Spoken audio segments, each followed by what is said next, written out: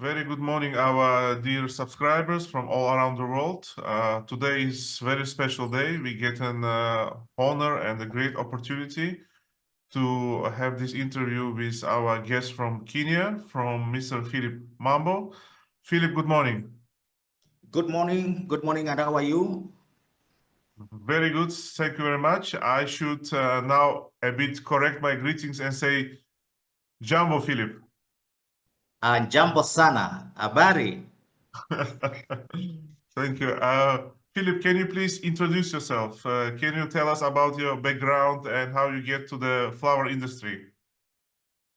Good. My name is Philip Mambo, the Managing Director, Fataki Packing Kenya Limited. I would talk about my career in the flower industry, spanning back to, I would say, 15, 16 years back. And I have worked in flower farms in Kenya as a sales and marketing manager.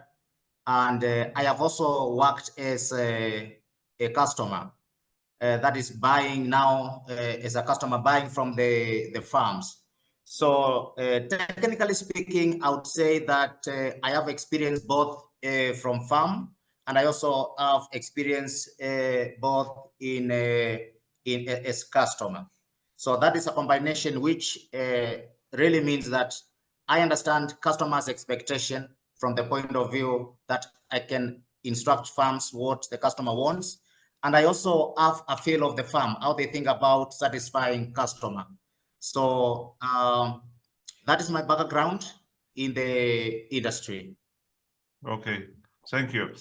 Philip, I see that we have more or less same number of years in this industry.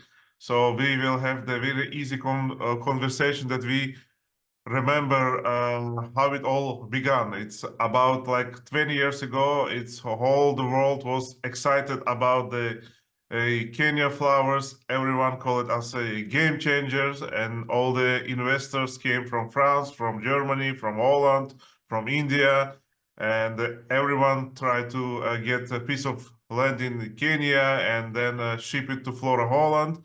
So it was like a booming, booming, booming, booming. And through all these years, even I was last year 4 weeks in China exploring the Chinese flower market. It was very interesting when they say we have roses like in Kenya. So people are comparing the quality with the Kenyan flowers to get people better understand what they're presenting, what is the length, what is the size of the flower head, and also what is the quality.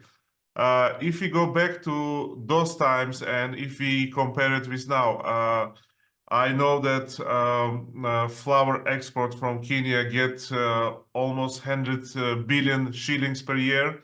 But how you see this industry is now changing since then up to today? Yeah, that's a good observation. So if you trace back from 2007, I'll take you back like a decade, more than a decade ago. From the Kenyan perspective, the market was a little bit different from today. If you consider 2007, especially in Russia, Russia used to buy long lengths, 78 sprays, and not short lengths.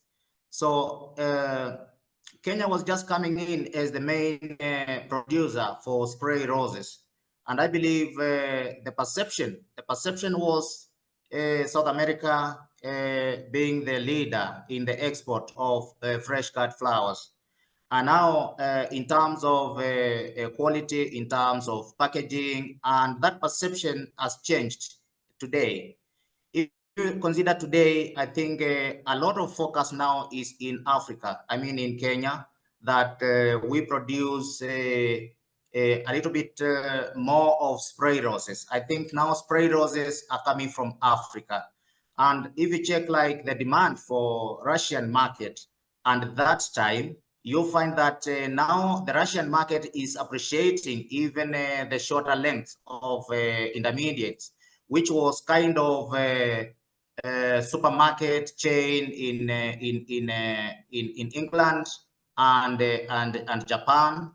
But now you see the Russian market now consuming the shorter length, 35 centimeters, and also distributing to the supermarket chain. Yeah, so that has really changed. I would say it's a complete turnaround in terms of production and also in terms of market. Yes, Philip, I know that your company is mostly orientated on ex-Soviet Union countries like Belarus and Ukraine, Kazakhstan, and Russia. But beside of it, Kenya is a big exporter to all around the world. I know to the Dubai, partly to China, to Australia, of course, European market. You correctly mentioned it, the retail in UK, in Germany, in Holland, in all around the Europe is also very, very strong bonded with the Kenyan flowers. Of course, next to them there is a big production in the Ethiopia, and there is also an Ethiopia for a long time also was competing Kenya for the spray roses. And I even now remember, like 15 years ago, everyone was running around and looking for the Brahm flowers spray roses from the Ethiopia. But if you look to the technically how the things is changed, and you said absolutely correctly that for ex-Soviet Union countries, the Ecuadorian flowers were like a target, and they tried to get the same from the Kenya. But now we see that it's changing, especially in the packing. Yesterday, we had a conversation about the Ecuadorian roses and how packing changed for ex-Soviet Union countries from the normal European to super jumbo XXL boxes. In your opinion, is it a healthy trend, or it's still not good because it's just damaging the flowers? This jumbo boxes. Jumbo, it's called jumbo boxes. Yeah, jumbo boxes. Yes, I will share my sentiments that for a long time, customers have been suffering from paying for dead space.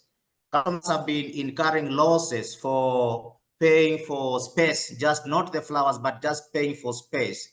How did this one happen? It happened that farms putting not full pack rate to a box, such that if you compare the volumetric weight and the actual weight, of course, we all know that the airlines are charging based on the volumetric weight or the actual weight, whichever is higher.